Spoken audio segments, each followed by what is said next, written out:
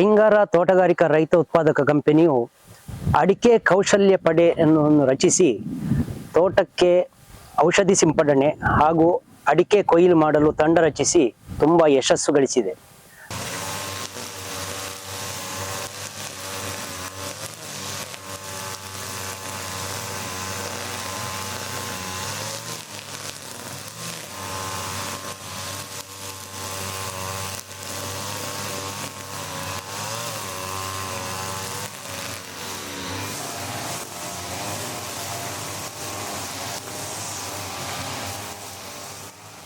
ಹಲವರ ಪ್ರಶಂಸೆ ಸಿಕ್ಕಿದೆ. ಹೆಚ್ಚಿನ ರೈತರು ಈಗ ನಮ್ಮ ತಂಡಕ್ಕೆ ಬೇಡಿಕೆಯನ್ನು ನೀಡ್ತಾ ಇದ್ದಾರೆ. ಇದೇ ಸಂದರ್ಭದಲ್ಲಿ ಈಗ ನಾವು ತೋಟದ ಕಳೆ ತೆಗೆಯಲು ಯಂತ್ರದ ಮೂಲಕ, ಅಂದರೆ ಕಳೆ ಕೊಚ್ಚುವ ಯಂತ್ರದ ಮೂಲಕ ಕಳೆ ತೆಗೆಯಲು ನಾವು ಒಂದು ತಂಡವನ್ನು ರಚಿಸಿದ್ದೇವೆ. ಅಡಿಕೆ ಕೌಶಲ್ಯ ಪಡೆಯಲ್ಲಿ ಅಡಿಕೆ ಕೊಯ್ಲು ಮಾಡಲು ಇರುವಂತಹ ಕೆಲಸಗಾರರೇ ಈ ಕೆಲಸವನ್ನು ಮಾಡುವಂಥದ್ದು.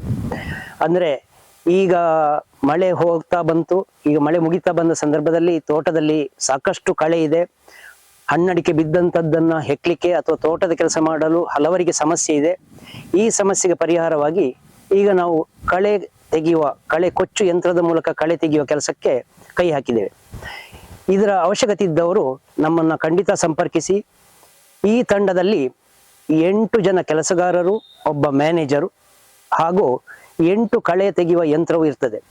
ಈ 8 ಕಳೆ ತೆಗೆಯುವ ಯಂತ್ರಗಳಲ್ಲಿ 8 ಜನ ಕಳೆ ತೆಗಿತಾರೆ. ಅದಕ್ಕೆ ಬೇಕಾದ ಪೆಟ್ರೋಲು, ರೋಪು ಅಥವಾ ಇನ್ನಿತರೆ ಸಾಮಗ್ರಿಗಳನ್ನು ಅವ್ರು ಹಿಡ್ಕೊಂಡೇ ಬರ್ತಾರೆ.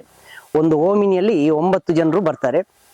ಅವರು ಬಂದು ಎಲ್ಲ ಕೆಲಸವನ್ನು ವ್ಯವಸ್ಥಿತವಾಗಿ ಮಾಡ್ತಾರೆ. ಅದಕ್ಕೆ ಮ್ಯಾನೇಜರ್ ಅಲ್ಲಿಯೇ ನಿಂತು ಅವನು ಎಲ್ಲವನ್ನು ವ್ಯವಸ್ಥಿತವಾಗಿ ಕೆಲಸ ಮಾಡಿದ್ದಾರೆ ಅನ್ನೋದನ್ನ ನೋಡಿ ಅದನ್ನ ಪರಾಮರ್ಶಿಸಿ ಕೊನೆಗೆ ಅವನೇ ಅದನ್ನ ಬಿಲ್ ಮಾಡಿ ಎಷ್ಟು ಗಂಟೆ ಆಯಿತು, ಅದಕ್ಕೆ ಎಷ್ಟು ರೇಟು ಅನ್ನೋದನ್ನ ಹೇಳಿ ಅವನು ಅದಕ್ಕೆ ಬಿಲ್ಲನ್ನು ಕೊಡ್ತಾನೆ. ಆ ಬಿಲ್ಲಿಗೆ ರೈತರು ಪಾವತಿಯನ್ನು ಮಾಡಬೇಕು. ಅದು ಹೆಚ್ಚಿನದನ್ನು ಬ್ಯಾಂಕಿನ ಮೂಲಕ ಮಾಡಿದರೆ ಉತ್ತಮ, ಸಾಧ್ಯ ಇಲ್ಲದಿದ್ದರೆ ನಗದಾಗಿ ಕೊಡ್ಬೋದು. ನಮಸ್ತೆ, ನಾನು ಪದ್ಮನಾಭ ಕಾಪು ಮಜಲು.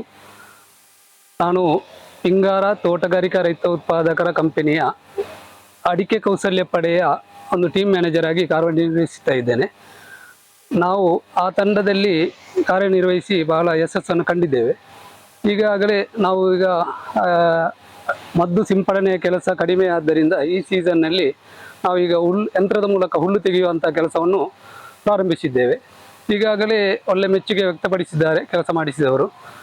ಅಂತೂ ಈ ಕೆಲಸವನ್ನು ಈ ಅಕ್ಟೋಬರ್ಗಿಂತ ಮೊದಲು, ಅಂದರೆ ಈ ಸೆಪ್ಟೆಂಬರ್ ತಿಂಗಳಲ್ಲಿ ಮಾಡಿಸುವುದಾದರೆ 275 ರೂಪಾಯಿಯು, 2024ರ ಅಕ್ಟೋಬರ್ನ ನಂತರ ಮಾಡಿಸುವುದಾದರೆ 300 ರೂಪಾಯಿ ಅಂತೆಯೂ ಪಾವತಿ ಮಾಡಬೇಕು.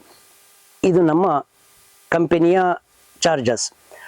ಇದಲ್ಲದೆ ಮನೆಯವರು ಬಂದಂತಹ 9 ಜನರಿಗೆ ಊಟ ತಿಂಡಿಯ ವ್ಯವಸ್ಥೆಯನ್ನು ಮಾಡಿಸಬೇಕು. ಇಲ್ಲಿ ತೋಟ ಎಷ್ಟು ಸಣ್ಣದು ದೊಡ್ಡದು ಅನ್ನೋದು ಮುಖ್ಯ ಅಲ್ಲ. ಸಣ್ಣದಿದ್ರೆ ಕೆಲಸ ಬೇಗ ಮುಗಿಸಿ ಇನ್ನೊಂದು ತೋಟಕ್ಕೆ ಹೋಗ್ತಾರೆ, ದೊಡ್ಡದಿದ್ರೆ 1 ದಿವಸದಲ್ಲಿ ಮುಗಿಲಿಕ್ಕಿಲ್ಲ, 2 ಅಥವಾ 3 ದಿವಸದಲ್ಲಿ ಮಾಡಬೇಕಾದಿತ್ತು. ಹೆಚ್ಚಿನ ಕಡೆಗಳಲ್ಲಿ ಸಾಮಾನ್ಯವಾಗಿ 1 ದಿವಸದಲ್ಲಿ ಒಂದು 4 ಎಕರೆ ತೋಟವನ್ನು ಇವರು ಮುಗಿಸ್ತಾರೆ.